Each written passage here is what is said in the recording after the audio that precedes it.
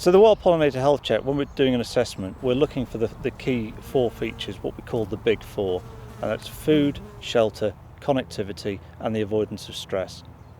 And the food part is nectar, it's pollen, it could be other invertebrates, other insects, depending on what sort of scale of insect we're looking to protect. And like everything else, they need a food source throughout the year, so diversity. There's a huge range of insects that could be out there, and not every farm's going to be the same. Basically, it's a grassland arable farm of about 600 acres altogether we farm. A lot of it is grade 4 low grade pasture land. And what we're endeavouring to do is to try and get diversity. I mean, this is not going to feed people, that's going to feed people, but at the end of the day, that's not going to feed the wildlife, this is. And we have to strike that balance. We've got to do it somehow.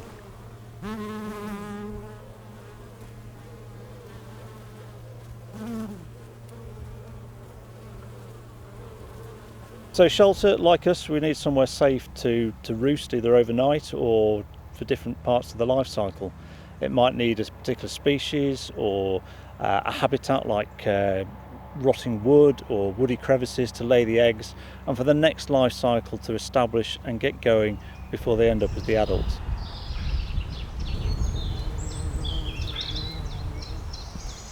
It could be a wetland, it could be a dry sunny bank, it could be a brick wall. Again, it's a range of habitat because you've got more than one type of insect out there. The positive is quality of life, and I've always maintained that while we work to make a living for ourselves, that is a means to an end really. What we're trying to do is buy a quality of life, and to me this gives me that quality of life. So the connectivity is related really to scale and whether you crawl or fly. If you crawl, your connectivity really needs to be a fairly continuous habitat, but as a flying insect you can go a bit further without being squished on the road. But it doesn't necessarily need to be that continuous band. You can easily have little safe havens, little field corners. It could be across a field before you get to the next suitable habitat.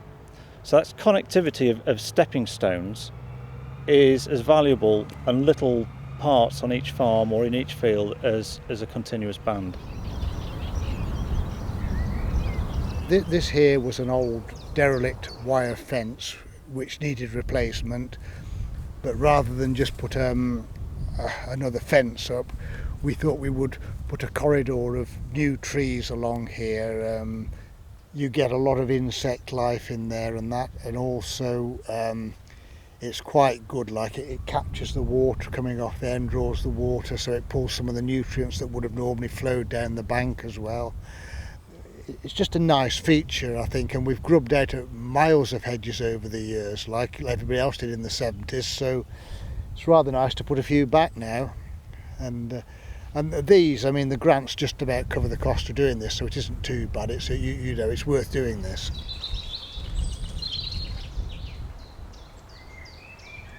The reduction in stress part is the sort of continuation and the protection of all you've done before. So you've created food source, you've given them somewhere to live, you've given them somewhere to move around or new species to come in or disperse, but you want them to have a fairly low stress time on the farm.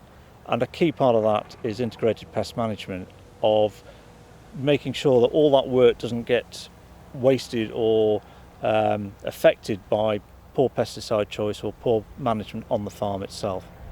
The stress reduction is also the habitat you can create on the farm. It might be hedgerows to reduce the wind chill, could be shady areas for the hot weather, it could be somewhere wet so there's permanent water features. So the insects in question want to stay on the farm. There's a lot of work to that, and quite honestly, it's the amount of time I've got to spend on that per acre compared with that is unbelievable. You know, I'm fiddling about basically, but then I come up most days and have a look at it and I really enjoy it. You know, it's like a magnet to me. Well, it's brilliant. So obviously if we're targeting the pollinators, we also have a knock-on benefit to native predators, and we know ladybirds, lacewings, hoverflies are voracious predators, earwigs are fantastic predators in orchards. We're going to have a benefit to those as well. If we're looking after the pollinators, we're going to look after the native predators too. How do you put a value on them?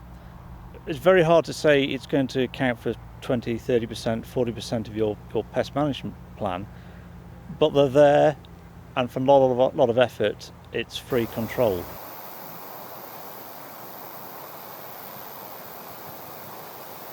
We have from the small to 15 hectares, which is producing a large amount of fruit, cherries, apricots, that sort of thing. Through mixed arable farms, quite a number of people have arable and livestock, to the regenerative agriculture lead farmers, to contractors who might be looking after 1,500, 2,000 acres.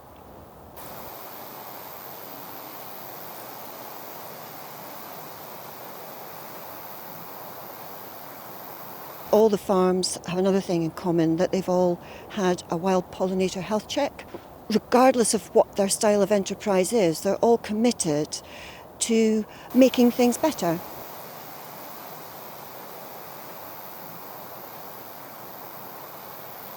There's several different kinds of countryside stewardship grants, but they are all highly competitive.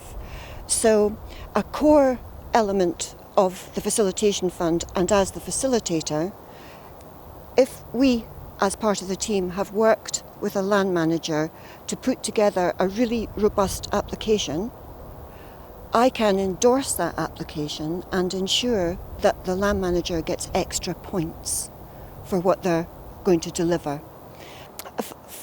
Farmers care so much about this. It is absolutely inspiring to work with them, and it really gives us the drive to get this message across to our members in Worcestershire Wildlife Trust. We have 20,000 members, but also to feed this back to a government level about the great things farmers are doing, but which are often not paid for, and the farmers expect us to do it for nothing.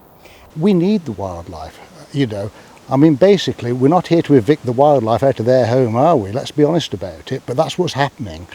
And as the population grows, this is why the human race has become dominant, because we are so successful. But something has to pay the price, and I think we know what it is.